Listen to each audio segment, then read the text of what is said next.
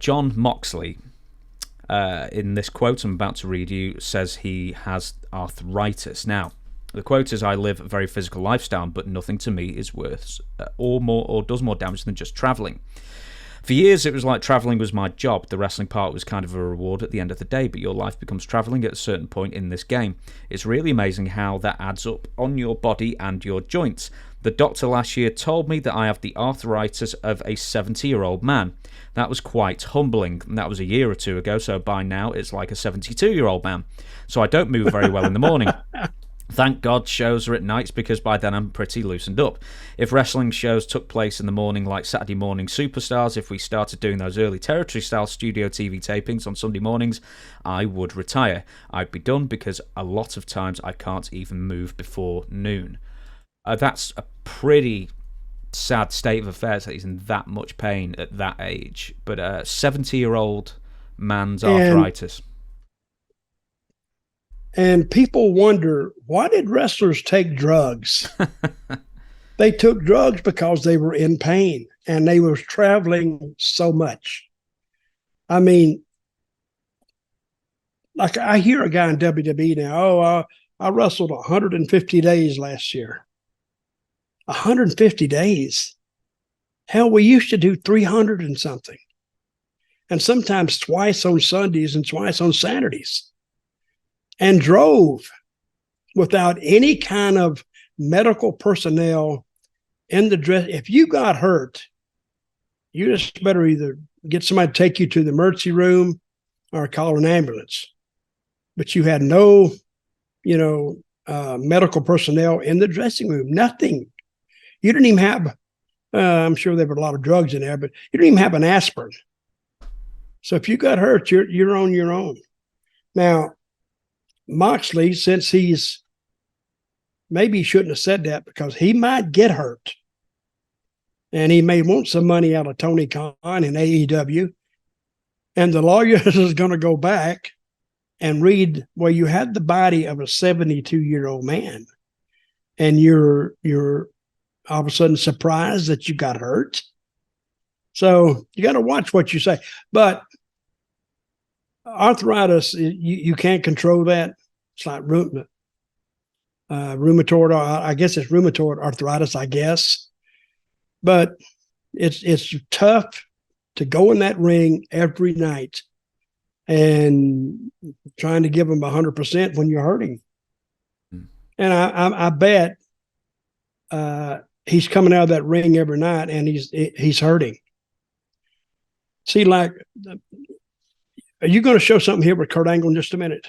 No, because that's off the Joe Rogan thing. I won't do that. We will talk about Kurt Angle after this, though. But yeah. Well, anyway, I got some stories about him, so let's continue.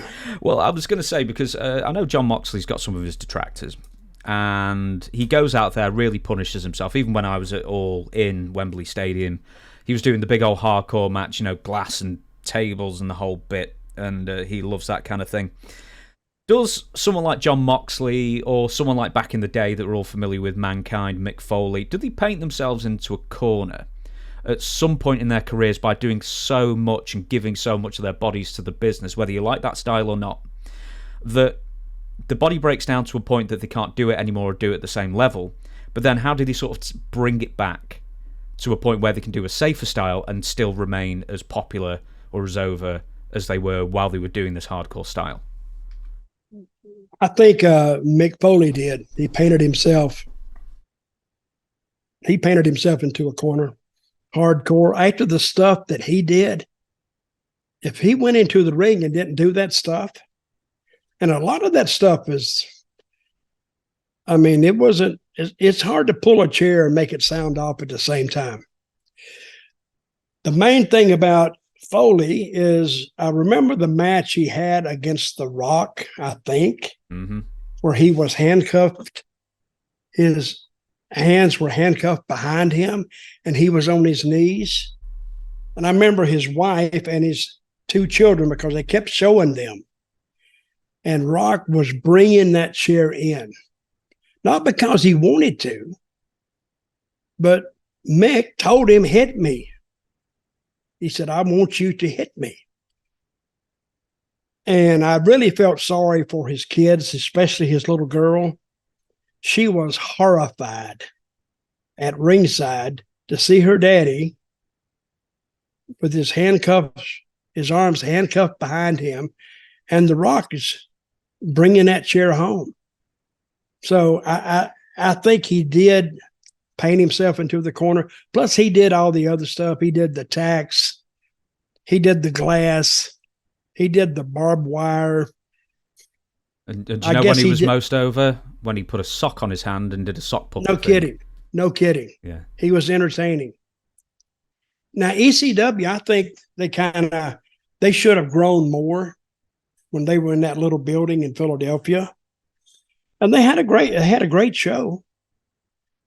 But if you look out in a crowd, now if you look out in a WWE crowd now, you see almost, well, more men than women, but you see a lot of women out there, a lot. Mm-hmm. But if you look at an ECW crowd, you don't see hardly any women at all. And why do you think that is? Because they're catering only to violence and men's stuff. Same with AEW. You look at the crowds there. Man, there's like one woman for every 50 guys, it seemed like. Yeah.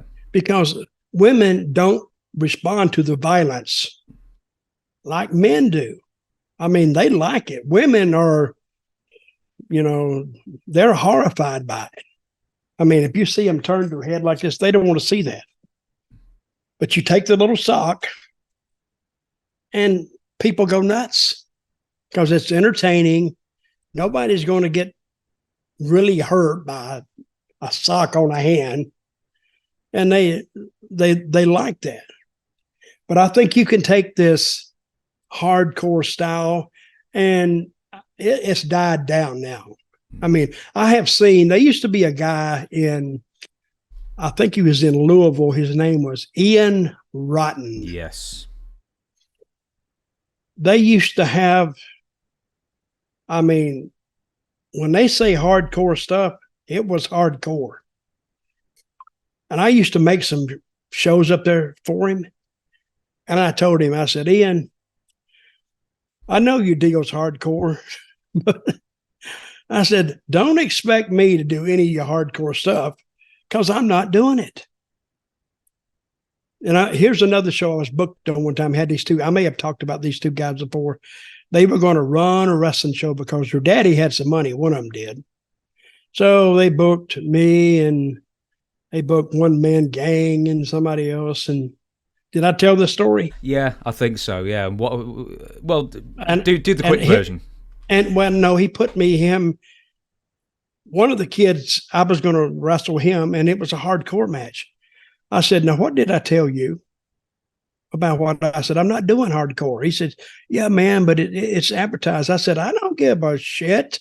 What is there? I told you, and you want to book me in it anyway. I'm not doing it. Well, what are we going to do? I said, well, you can do hardcore.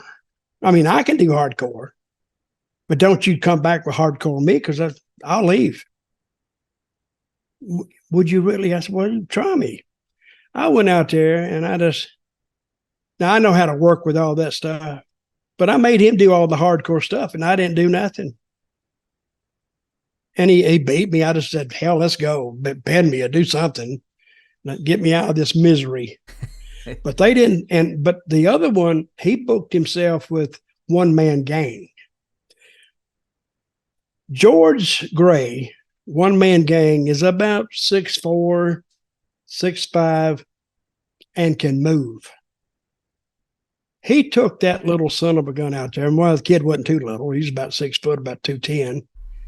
And Gang whipped him from one end of that gymnasium to the other, hit him with chairs, hit him with everything, sticks, anything he could pick up. He just beat the crap out of the guy. Of course, the guy would use it back on Gang, but you're not going to hurt Gang.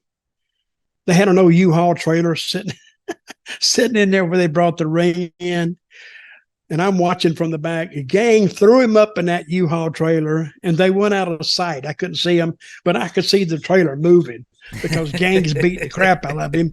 And then he drug him out, and he was he was really laying on this kid. So they have the finish, whatever it was. I can't remember now. And they came to the back, and I was standing there, and Gang come in there, and he was upset. But the other guy had come in first, and the guy come in, he saw Gang, he come in, he said, "Man, thanks a lot, man, but why did you hit me so hard?" He said, "Well, it was a hardcore match." He said, "Yeah, man, but," and the guy was crying, literally crying.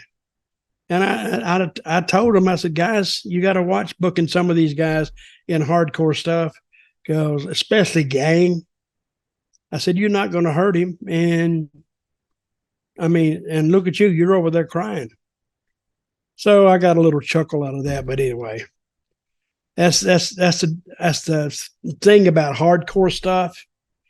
I was in Smoky Mountain, and Cornette brought a Japanese guy in. It was supposed to be a hardcore deal. We've talked about this one before. Oh, awful. Kevin Sullivan. Yeah. I'm doing commentary, and he cut his arm like right here. I looked at it. I went, "My God!" They were over there close to the desk where me and Bob Colter were. It was just gaped open. I went, "What the hell?" So it reminded me never to get in a hardcore match with anything like that, because, and the thing about the arm, when it was gaped open, it didn't bleed. There was a little blood there, and that's it. I went, "What the hell?" So I guess your arms don't bleed, I guess. So anybody wants to be a wrestler out there, if you want to cut your arm, I'm telling you, you won't get a lot of blood. So